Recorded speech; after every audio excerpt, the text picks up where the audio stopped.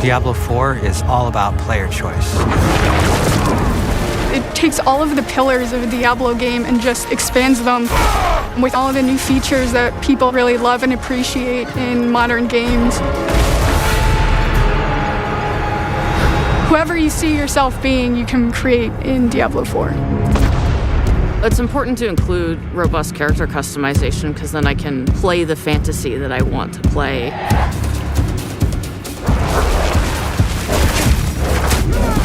It allows you to switch around your playstyle as well. Everything feels very powerful and fun.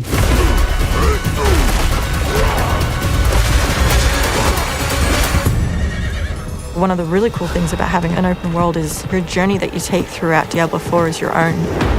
There's no linear path that you have to follow. We've got almost 150 dungeons in the game. There's all kinds of surprises as you're exploring. Strongholds are an enemy territory that you need to reclaim. You might have a space that begins as a hostile area, but after you've cleared it out, the evil in this place has been cleansed. It now becomes a friendly town. Sometimes it's a new town, sometimes it's a new dungeon. There's a whole bunch of rewards that you get, and you have a real impact on the world as a result.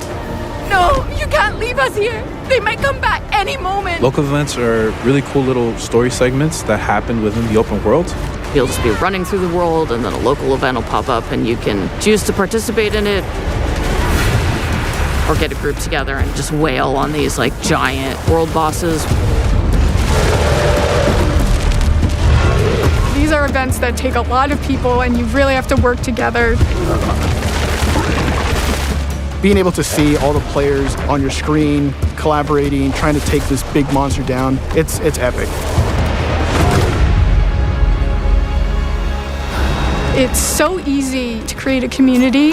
It makes Diablo more of a social experience.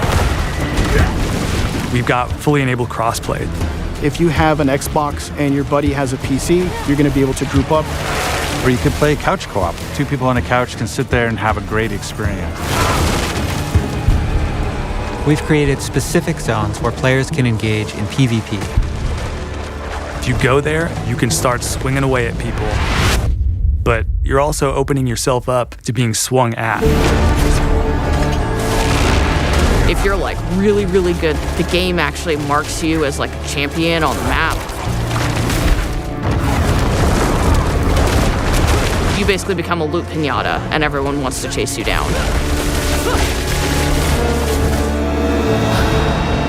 The last story mission is really the beginning of a whole different part of the journey. Now you're set up for the end game, and that end game is rich with things to do that allow you to get more and more powerful. Whether it's new items or new dungeons or new Paragon boards, every single time you come back to play Diablo 4, there's going to be new stuff for you to experience. And it's something that we're going to support for years to come. I'm really excited for folks to get their hands on Diablo 4. Just to see millions of people really enjoying the different options. Through the campaign, local events, couch co-op, endgame, PvP, it almost doesn't end. And we are so close.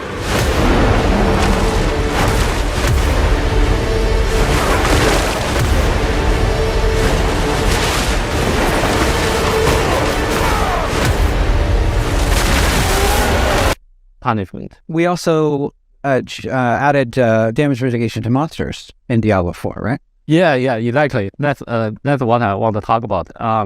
So we used to not have a damage mitigation for monsters. So monsters used to not have armor. So however amount the damage player deals, that's however amount of the damage the monster gonna take. So it has the advantage. It's pretty straightforward. It's really easy to understand. But it also has a problem that is wherever we want to increase the monster's defense power, the only way we can do it is through increasing the monster's hit point. Like we say, from level 31, a monster from level 31 to 32 we want to increase their defense power or the time to kill by 10%. That means level 32 monster gonna have 10% more hit point or life than the level 31 monster. If you do this from level 1 to level 100, and at the end, it ends up with a super big number, like a billions or even trillions. And for player to be able to kill this monster in a reasonable time, the player needs to deal like billions of damage. And in Diablo 4, we show this damage number as a floating combat text. We cannot hide it. And so because the number is so big, so long, it covers a big chunk of the screen. Yeah, it's hard to understand too. Like, however, if you're reading, combat in Diablo is really fast. You want to be able to quickly understand how much damage you're doing. Yes. And we're trying to keep the numbers. Throw up here, and maybe you can explain like what players are kind of experiencing, or like what they would experience when they're going through. You brought a clip? Yeah, I did. I found it. I found a clip. Found that clip. The stronghold you're looking at here, this is called Hope's Light. Kind of in the jagged shores of northern Scotland, there's this great lighthouse called Hope's Light, and its flame has been extinguished. The port town of Merwin nearby is particularly affected. It's the only port town in all of Scotland. They consider this a sacred place, and obviously the sailors of these perilous waters, they kind of rely on the lighthouse to navigate. So your kind of high-level objective is to just find a path through to the lighthouse and figure out what happened. As the player, when you arrive there, you notice the Drowned have risen. The Drowned are this brand new monster family in Diablo 4. They're these super mysterious creatures that kind of shamble up onto the shores from the depths of the sea. And they drag these like bells and mysterious idols with them. Nobody really knows like who they are or what they want. But one of the other things that we're super excited to kind of do with Strongholds is to try and showcase these monster families, kind of give you a glimpse into what they're about.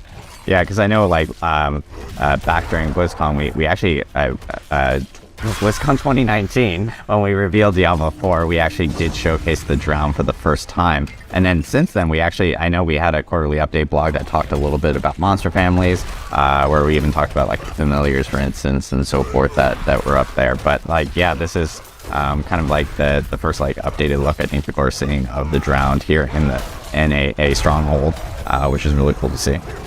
Legendary. Yeah. I never even knew what it was because I was playing with the UI off. So. But actually, that might be going back to kind of strongholds at the system level, and kind of like why you, the player, might care. So strongholds, they provide you with a lot of really awesome rewards. Obviously, you slay a bunch of monsters, you kill a boss, you're going to get a bunch of XP and loot. Beyond that, strongholds also reward you with a high amount of renown. Renown is another new system in Diablo 4. And just to quickly summarize that, renown, it rewards you with engaging with multiple various open world activities. You gain renown in each of the 5 regions of the game. And when you hit certain milestones of renown, you'll get rewards. You'll get really cool stuff like additional potion charges, skill points, even Paragon points at the later milestones. But beyond all this, like strictly, gold, XP, loot, renown, beyond all this strictly character progression stuff, I mentioned before, conquering a stronghold has a lasting impact on the world and unlocks a bunch of additional content. When you've completed a stronghold, and in some cases you've kind of cleansed the evil as much as it can be in a world like Sanctuary, people feel safe enough to come back, and so some strongholds will actually become towns after they'll have vendors, waypoints. Other strongholds might unlock a shortcut path to a different area, a waypoint, side quests. Many strongholds actually unlock dungeons, so if you are hunting for aspects in the Codex of Power, or you're engaging with the Whispers of the Dead or Night Dungeons endgame systems, you're probably really going to want to discover all these. That's awesome. So yeah, like just like the last string we had, we talked a little bit about Codex of Power. So obviously going through dungeons ends up unlocking or finding new codexes. So yeah, actually completing strongholds will unlock new dungeons that will let you get more codex or more powers within your codex itself. So it kind of like opens up more and more, especially with strongholds itself. That's awesome, and the fact that it's a lasting impact on the world is pretty crazy. Can you see strongholds like on the map, like as you're kind of like traversing through Sanctuary? Yeah, absolutely. Just so like any other area of the game, it starts as kind of undiscovered space, and then once you've discovered it, they show up on the map. They have some iconography to let you know that, hey, there's a cool piece of content for you to go do here. Nice. And players themselves will see tons of these all throughout, all like as Sanctuary that they can actually either maybe like do a little bit later or come back to and so forth from that side. Yeah, absolutely. Like I said, there's multiple strongholds in every region, and strongholds actually have a minimum level, so you might actually discover one that you're just under leveled for. There's nothing stopping you from trying to take it on, but you're probably gonna die unless you're playing hardcore. Then you make a new character as you die. Yeah, exactly. That's when you question it a little bit. Yeah. So, and that's another question we get a lot is like, is hardcore going to be in Diablo 4? And yes, it will be.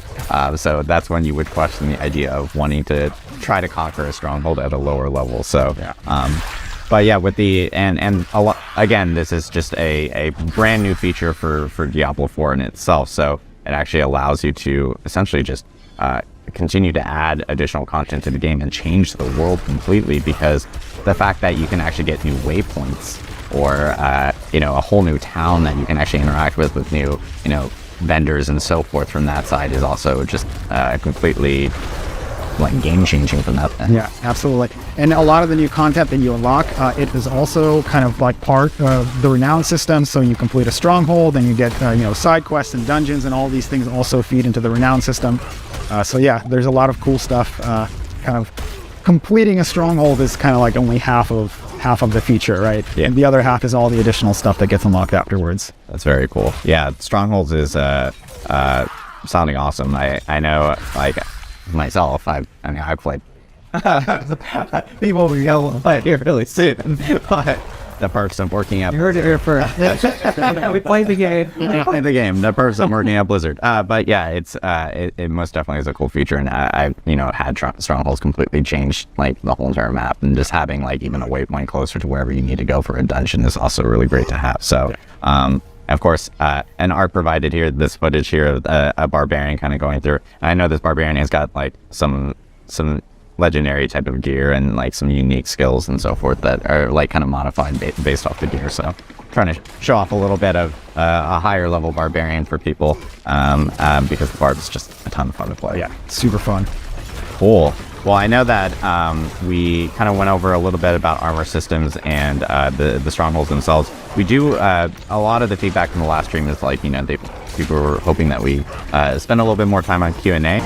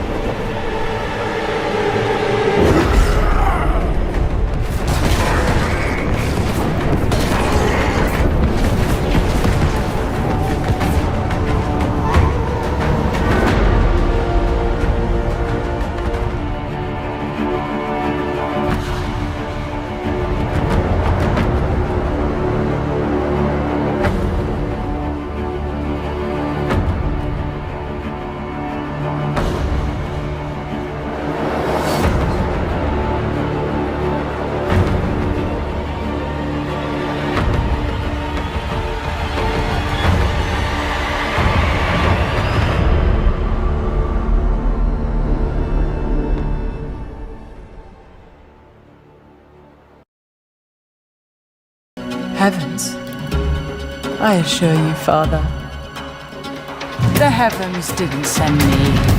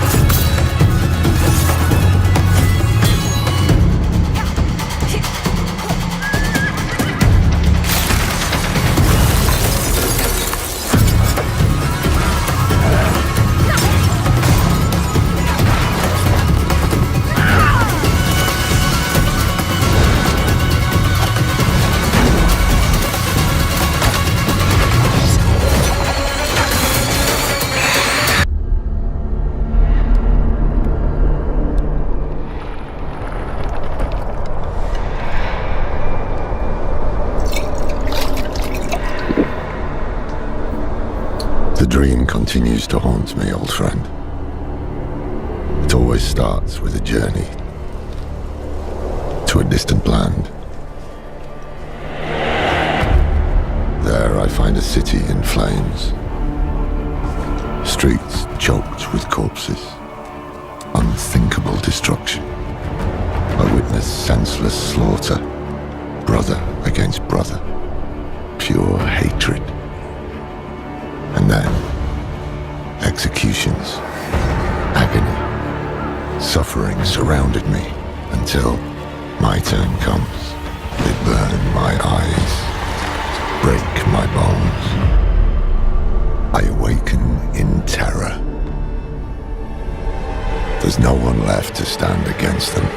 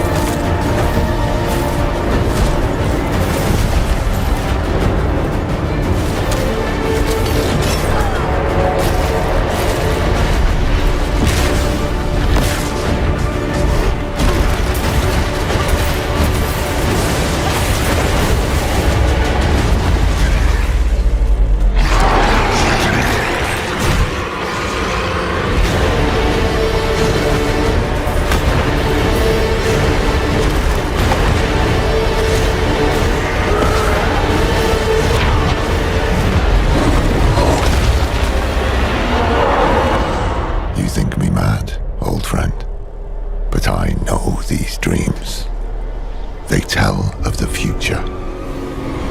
Hell is coming, brother. Hell is coming.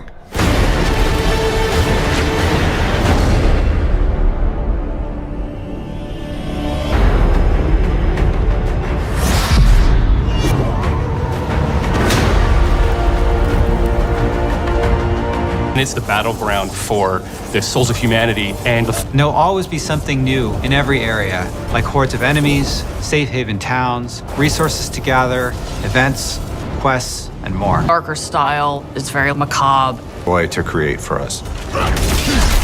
How would they show their world? What kinds of art would they use to describe the world?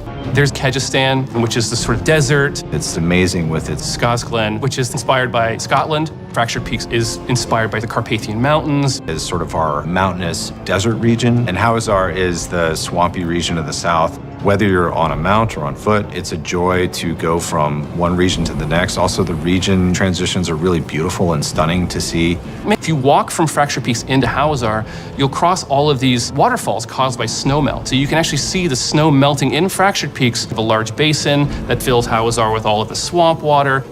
We have all the different environments in the overworld, and we try to make sure that we have dungeons that are flooded and there's like moss everywhere. It very much fits in with that Skazgan environment. Dungeons filled with sand. All the dungeons are particularly placed to make sure that they feel like this is a thing that could be in this part of the world. It fits here, it belongs here. Create a combat experience. A lot of times there'll be brutes and swarmers, melee or casters, and that's the term that we use to sum up the vampires or the drowned or the undead.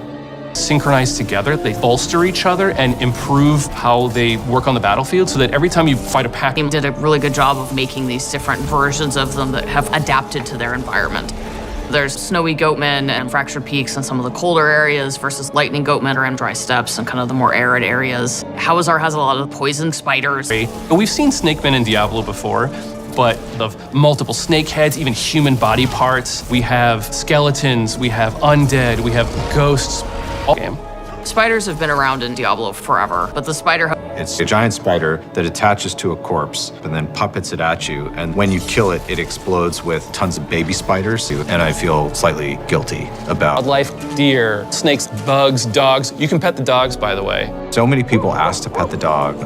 It was actually a lot of hard work to figure out how to pet that dang dog. You might have key dungeons to do. There could be bounties to pick up. You might encounter a world boss. You might encounter... We have much longer, sort of narrative-heavy side quests. You're always doing the same thing. The pacing is always... One of the things that I really loved about our announcement was the by 3 they come cinematic. I was able to build a quest where you actually get to go to those places. You get to go to the town. You get to go inside the chapel. And I work with some incredible dungeon designers to build the dungeon from the cinematic. You're gonna get to go across the bridge that you saw to the actual room where Lilith was summoned. I don't want to spoil too much, but Sometimes it's kind of nice to just walk places because that's events. You might find a demonic altar that you need to then defeat for all of their loot. You might find a ghost child who's trying to find the remains of their parents. We have strongholds, which are a sort of large, and those stay unlocked permanently once you've beaten back the darkness. We did a lot of figuring out the balance between like how much space do we need, just how much space do we need to make them look cool. My favorite is this, it's got these teleporters, and these teleporters act are dungeons, so you'll end up in a cave, a crypt, or one of the ancients, and every time you go in, it's designed to change.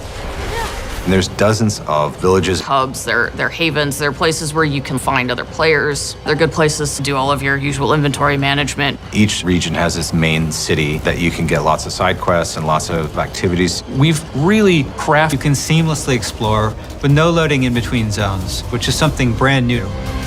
It's a very... What I love about it is that you can go in a direction and you might be searching for a particular quest or an item, and you'll come across a stronghold that you haven't explored before. You'll come across dungeons that have legendary affixes, or you might discover a side quest that there's any number of things that can happen along the road to your destination, and that's what I love about having this fast-paced. It's been created to feel full of things to encounter, full of secrets to discover, full of characters to interact with, full of stories to find. We have these altars to Lilith that if you can find.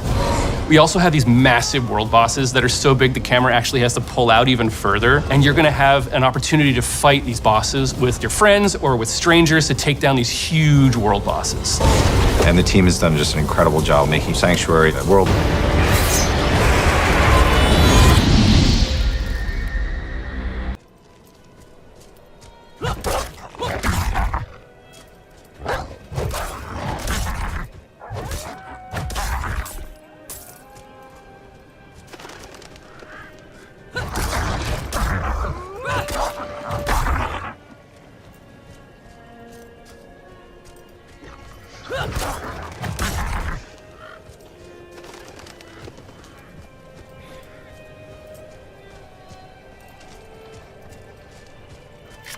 Another abandoned town.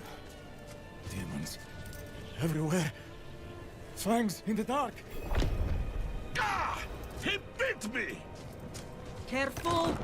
He's a wild one.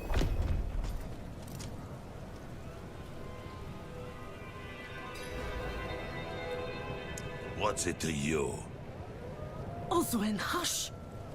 I'm sorry, Wanderer.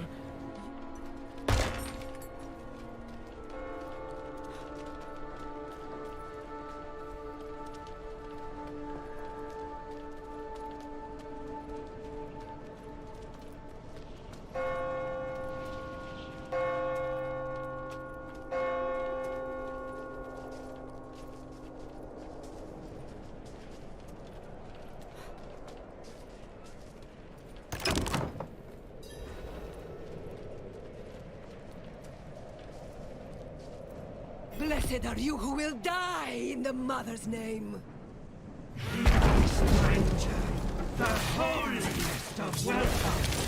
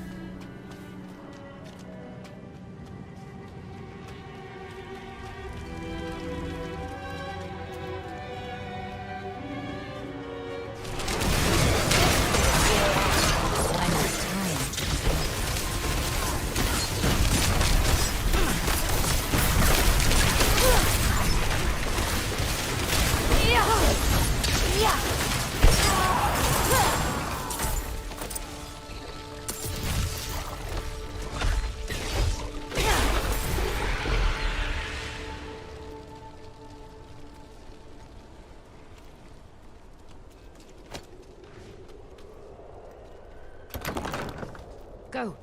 Run.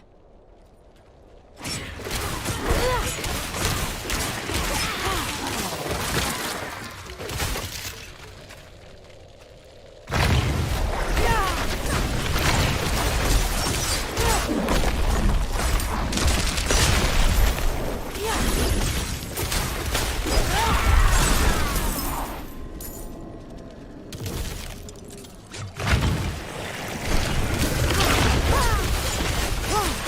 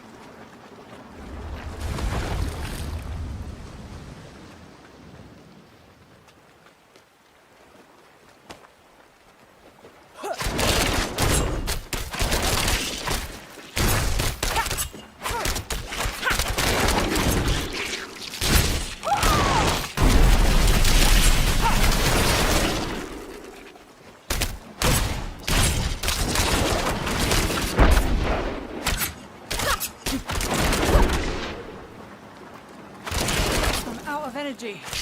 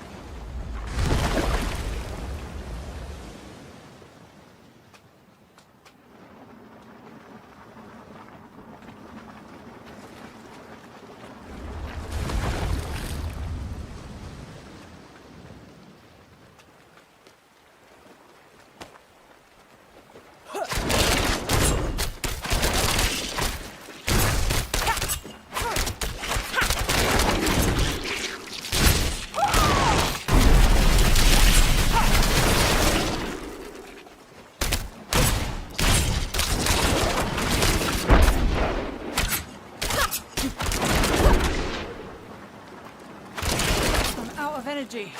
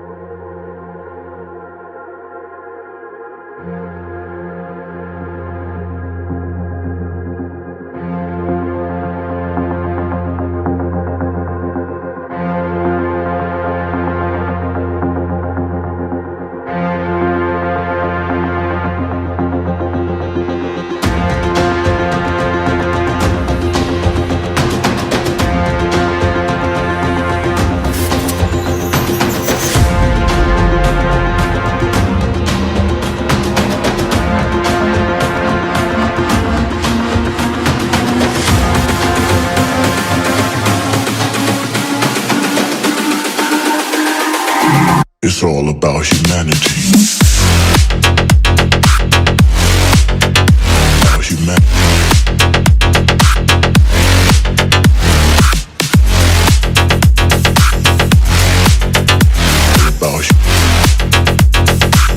It's all about humanity. About humanity.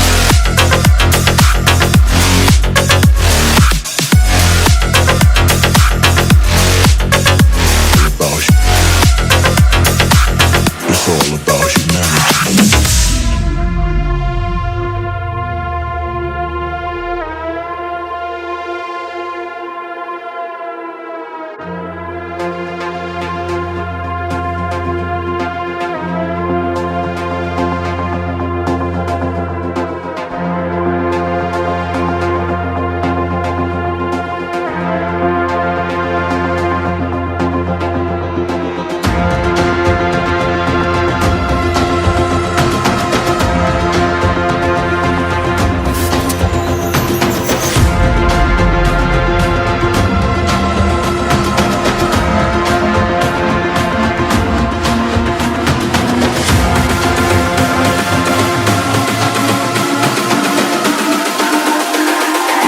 It's all about humanity.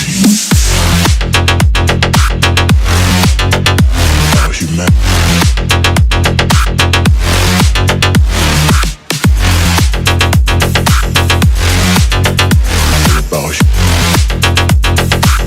It's all about humanity.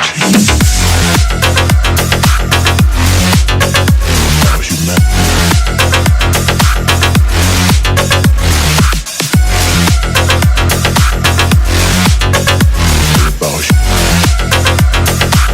It's all about humanity.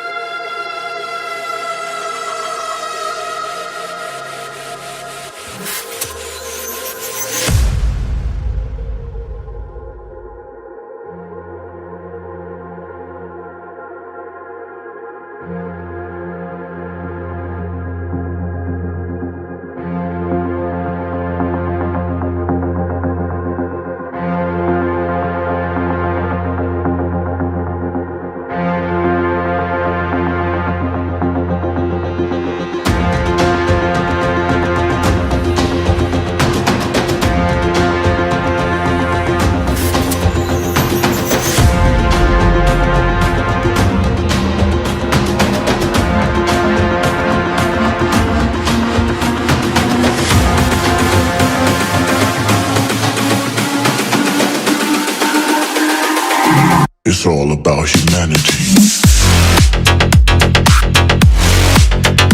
About humanity.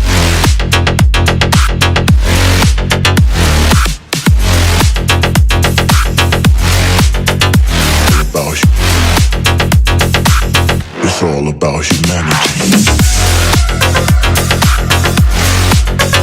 About humanity.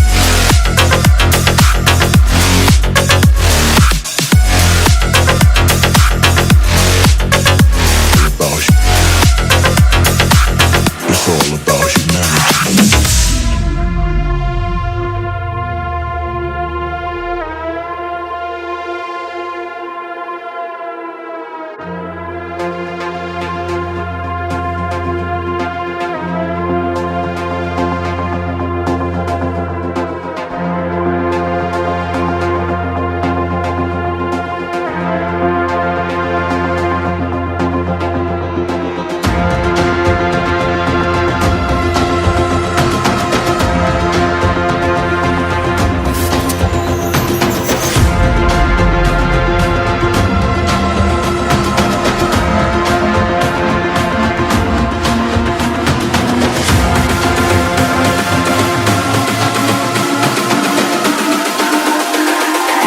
It's all about humanity.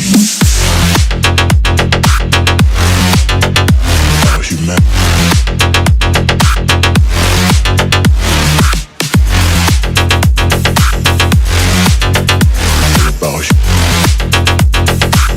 It's all about humanity.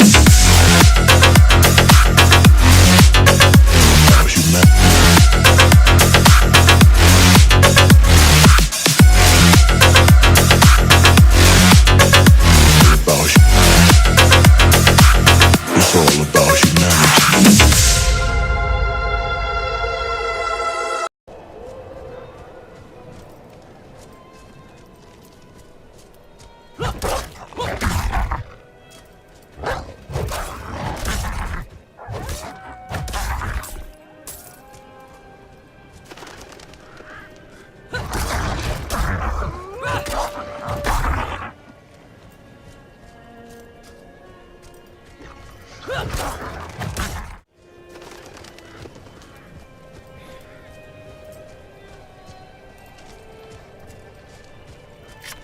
Another abandoned town. Demons. Everywhere.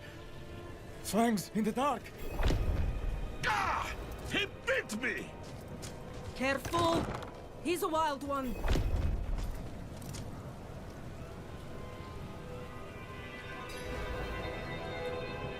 What's it to you? Oswin, hush! I'm sorry.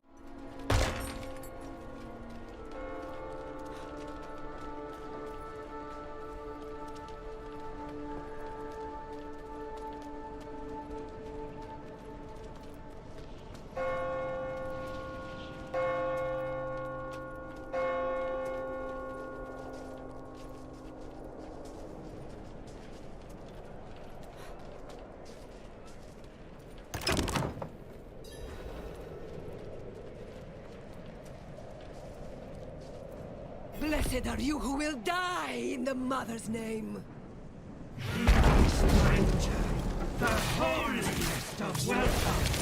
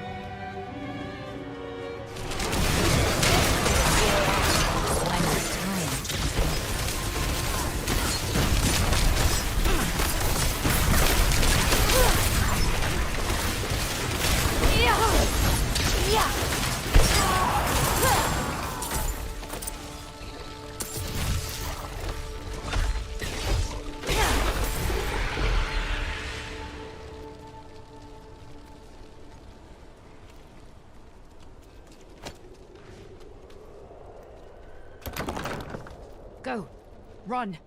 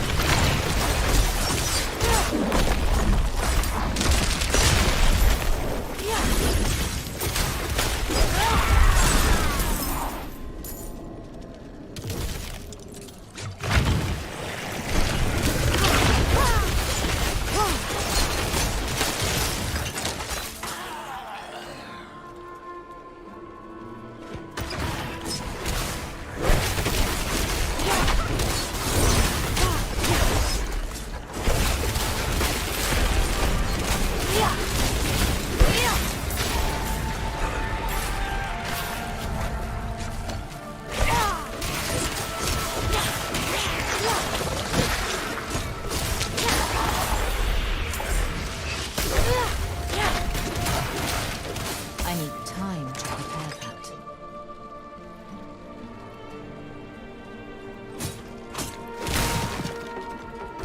Get out of my house!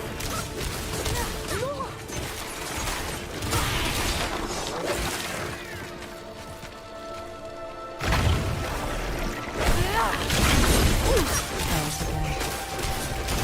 He was